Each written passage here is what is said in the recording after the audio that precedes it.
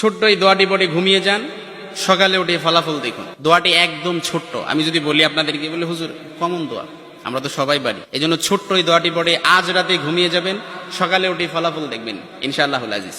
আপনি মাথা থেকে বোঝা নামিয়ে ফেললে যেরকম হালকা হয়, আপনি এরকম হালকা মনে করবেন। আপনি মনে করবেন আপনার সমস্ত গুনাহ মাফ হয়ে গেছে, এরকম একটা হালকা অনুভূতি আপনার ভেতরে কাজ করবে। খুশি হয়েছেন মনে হয় না? এজন্য আমরা যদি ছোট্ট এই দোয়াটি পড়ে আজ রাতে ঘুমাতে পারি, সকালে উঠে ফলাফল দেখবো ইনশাআল্লাহুল আজিজ।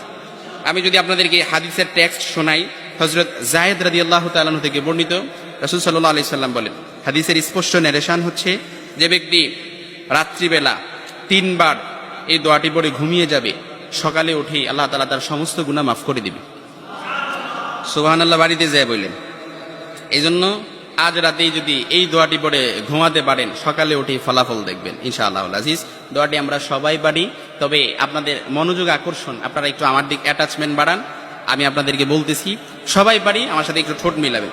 আস্তাগফিরুল্লাহাল্লাযী লা ইলাহা ইল্লা হুয়াল হাইয়ুল কাইয়্যুম ওয়া আতুবু ইলাইহি লা হাওলা ওয়ালা কুওয়াতা ইল্লা বিল্লাহিল আলিয়্যিল আযীম। এবার বলেন তো দেখি, কেউ আছেন কিনা যে একটু হাত তোলেন যে হুজুর এই দোয়াটা পারি না? এরকম কেউ আছেন? সবাই পারি না? সবাই পারি।